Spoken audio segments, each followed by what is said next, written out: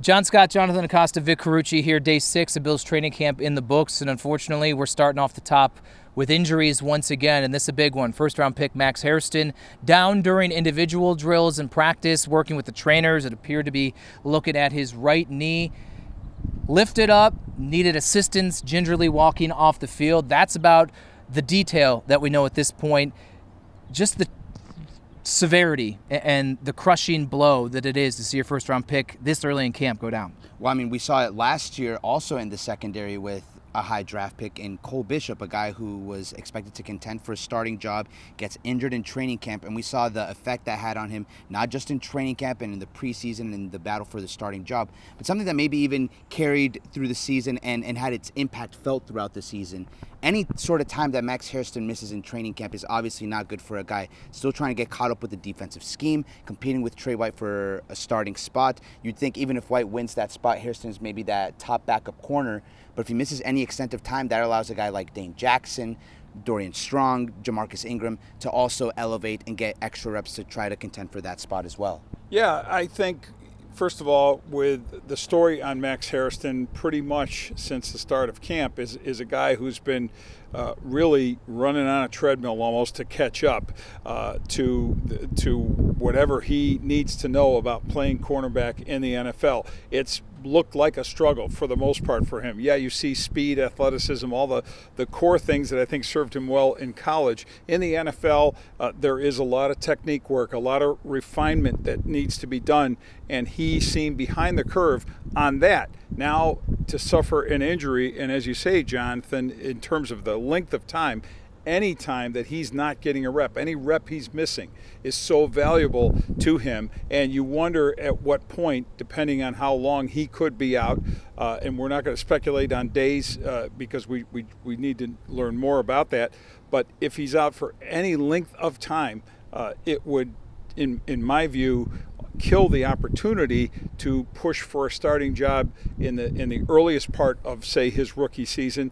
And then if he gets back out there, how fast or how much will it take for him to catch up to the point where this team can trust him for any substantial playing time? I mean, we hear from veterans like tre'davious White, the impact that rehabbing can have on your ability to be prepared for the season, to learn things, to be at your very, very best. It may seem obvious from the physical standpoint, but it just does not allow you to really accelerate your learning in any sort of a capacity. We won't speculate. I will say, to me, it was pretty telling, the reaction from the likes of tre'davious White, Christian Benford, Dane Jackson. They were fully supporting Hairston while he was with the trainers on the field here, and that's what you like to see. I mean, this is a rookie. This is a guy they're competing with, and once again, it's an illustration of the culture of this team, that it is beyond football and starting jobs, that they care about their teammate that much in a time of need. John, I mean, you were right there when you saw the trainers sort of looking at his knee and everything, and obviously you see the clips on social media and everything, but as you were watching it sort of live, did you sense that the mood over there, because there's 2 separate practice fields here. This is where they do all the team drills and stuff like that, but when the defense is going through individual drills, they're off to the side field. Did you feel like the mood on that side field changed when Hairston was down on the field? I mean, I was so fixated just on, the moment itself, and the team handled it.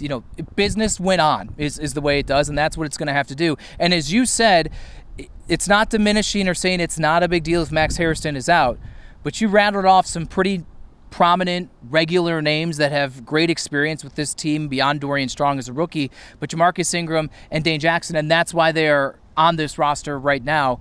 They provide a safety net for things like this, and I think, Vic, if this is any sort of length of time, they'll be supported in terms of the next man up. Yeah, and just to piggyback off the mood of not just the moment when it happened, but for me, it's been just the aftermath and spending some time after practice around some people around the team, players and some team officials, and regarding Hairston, it's not a bright sunny mood. That doesn't, again, nothing specific, but and to the point of depth, I do think Brandon Beane and personnel staff prepared well for a secondary that was going to be in transition. You couldn't just put it in the hands, know that you could put it in the hands of young players, of a rookie first rounder or a rookie middle round pick. You need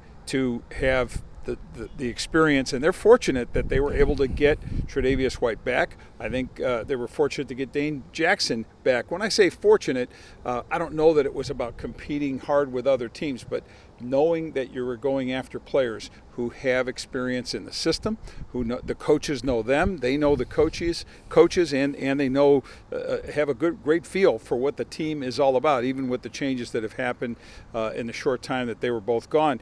So, look, it could be worse at another position or another situation, but all in all, I'd have to say that they're built to kind of weather this. I'm not going to say the secondary is going to be great. I also wouldn't have said that the secondary, my opinion on the secondary wouldn't have been different with a healthy Max Hairston right now.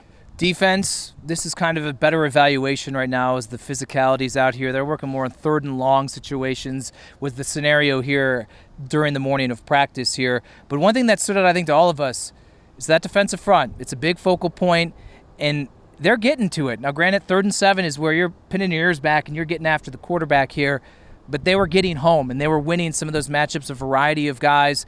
I think that's an encouraging sign, albeit just 2 days into padded practices. And John, one guy, and Vic, one guy that we've talked about as needing to take that next step, especially in the wake of his contract extension, is Greg Russo. Yes, they brought in Joey Bosa, but if you feel like this defensive front is going to get to where it ultimately needs to be, Greg Russo has to raise his level of playing to being that Pro Bowl, all-pro caliber of defensive end. And I think he stood out to me, especially in the 2 padded practices. Yesterday had a near interception. Today, you saw the length at work.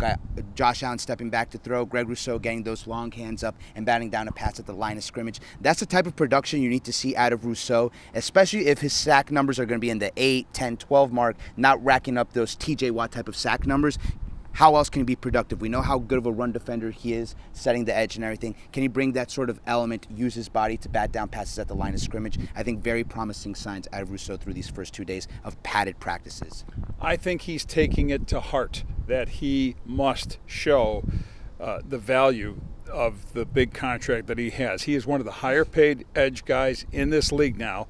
The Bills saw fit to do that because they see in him a guy who's going to continue to blossom and grow. Came in as a very young football player, a guy who, first of all, only had 1 year as a starter in college, an impressive one, but it was 1 year, and a young guy coming into this football team and coming out super early from college to enter it. It was during the COVID time. And I think the physical and mental growth of Greg Rousseau is something the Bills are counting on to hit at the right point of where they've given this contract. Now, judging the level of that growth off of a couple of practices is I'm sure a reach, and I won't do that, but I will say I will acknowledge everything you mentioned, Jonathan, that in the padded practices where you're supposed to see the defenders especially show their wares a bit, even if you're not supposed to tackle guys to the ground, and of course the quarterback's got red on, and you shouldn't even breathe on Josh Allen or any of the other guys at quarterback. But to the point of knocking a pass down, being aggressive, I felt like in talking with him yesterday as well, I felt like he felt good about himself and where he is in his game. Matt Milano, another good day, an interception. He just continues to stack them and look closer and closer, if not there, to Matt Milano of old. It's a really interesting evaluation of the Bills' offense today, not just because of the scenario of 3rd and long, a disadvantage for the offense, but when you're looking at the wide receivers that are lining up with the National Football League most valuable player, the numbers may make you think, oh, wait, is that Gabe Davis? Is that Brandon Riley? No, those are the ghosts of Bills training camp past. This is Jalen Virgil and Stephen Gosnell. Goss, thank you. I mean, this is what we're dealing with here. Christian Wilkinson, these are the players, I kid you not, that Josh Allen, the MVP of the league, was throwing through today. An indictment on where the injuries are at the wide receiver position. We continue to see Curtis Samuel work rehab. Elijah Moore was actually in full pads doing stuff with the training staff off to the side. Dalton Kincaid was back. So these are encouraging signs here, but a tricky day to really gain anything from what we saw from the offense. I mean, not only were they on the field, Christian Wilkerson and Stephen Gosnell each caught passes from Josh Allen in team drills. Gosnell actually caught a couple of passes, and he's Like a 50-yard bomb TD. Yeah, and he's kind of been an under-the-radar guy where you start to wonder, hey, as they get into these preseason games in a couple of weeks and some of these guys further down the depth chart see extended playing time, second, third, and fourth quarter. Is he a guy that maybe fans start to... Is he the camp darling maybe of this season? And someone that maybe isn't in a position to make the team, but someone that can show enough potentially to make the practice squad? I think, and this isn't going to sound good, but I think it's these guys are, you know, I caught a ball from Josh Allen in a training camp practice. Maybe keep that thing and tell some stories down the line. I don't know that we're going to see them do this in any game. And if the Bills have to rely on them, this isn't so much discrediting them, but more about where they are with the state of injuries, as John mentioned, that these aren't the people that they want to see surrounding Josh on third and long or first down or in any regular game situation. But you got to get through a practice, you got to get through training camp, and that's what they do. And maybe they do get to help somebody else out. They get the good video on themselves, because what you're here for, if you're a long shot to make this roster, you're trying to help yourself make another one, and that could be the case. I also saw Tyrell Shavers continuing back-to-back days working with the training staff. He's not running much. He's doing some light work, but again, encouraging signs that laundry list of injuries the Bills are dealing with, you're seeing the majority of them out here doing something in some capacity. So the slow play on the injuries, while the list is long, and we've talked about it a lot, it's not as bad as maybe it looked. Two wide receivers spoke after practice today, Keon Coleman and Joshua Palmer. Maybe the two most interesting, next to Elijah Moore as well. Coleman, though, so much focus. Attention has been on him. Joe Brady asked about him earlier today as well. Coleman continues. I didn't see as much today because I was kind of all over the place with the Hairston injury, but the eyes are going to be on him, and he's going to have to perform day in and day out. I think Coleman has started to put together his best practices of training camp here in this recent stretch. And it's something that I think even he acknowledged when he was speaking at the podium afterwards, when asked about how training camp is going. He mentioned the phrase stacking days together, which is exactly what we wanted to see out of him. We know he has the talent. We know he has the body type to be a big receiver for Josh Allen. Can he come out here on a consistent basis and do it? Over the weekend, he had a good practice. Yesterday, first day of pads, another good practice. And I think today, especially maybe taking advantage of the fact that there's no Elijah Moore or Curtis Samuel to kind of come into the formations with and maybe take looks away from him. A guy fed plenty in these team drills, a guy taking advantage of his opportunities. Joe Brady saying that when Coleman sort of arrived, I think a lot of people gravitated to his personality, and that it can get lost the fact that this is a guy that's dedicated to football and who's really put in the work this offseason to sort of improve his game. And I think that's something that's carrying over onto the field. And Josh Palmer, his teammate right there in the wide receiver room, sort of acknowledging the same thing. Some of the intricacies in Coleman's game, especially the physicality, which is something that is easy to see in these two padded practices.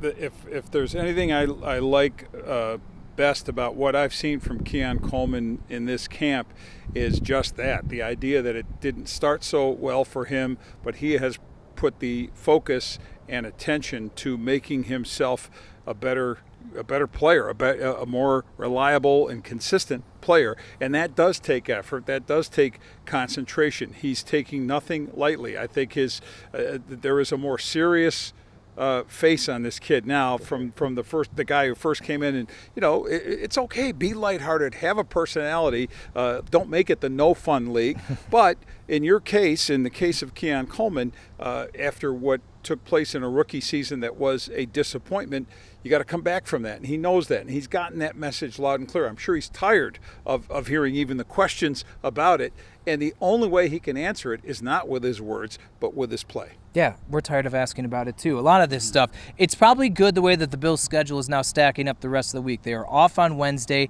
back here for just a Thursday practice, then back in Orchard Park for the blue and red scrimmage inside the stadium, then off on Saturday. So for these injured guys, I think you can maybe either choose to slowly reintroduce them to practices in a light way, or you could just kind of let them stay out the rest of this week with the way that it's stacked up, and then maybe Sunday entering the final week of training camp here at Fisher, heading into the first preseason game, maybe that's where things can return. It would be nice so we could have more things to talk about instead of Stephen Gosnell and Jalen Virgil and Deion Kane, who caught a deep touchdown from Mitch Trubisky. Guy comes off the street and catches a 50-yard bomb there. So And I think Jonathan caught something. I mean, along the way. It was one-handed too. Maybe it was a cold. No. And frankly, the best thing that we saw on the horizon is the temperatures are drastically supposed to drop here by Thursday. Vic has had far more training camps than me, but from my experience here at Fisher, it's been the hottest opening stretch that I can remember. It's a scorcher. It's something that Josh Palmer acknowledged afterwards when he was asked, how's training camp going? He said, it's competitive, but it's also really hot. Yeah, the guy who's played in Los Angeles for the past couple of years saying it's hot here in Rochester. With Vic Carucci, Jonathan Acosta, I'm John Scott for Channel 2 Sports.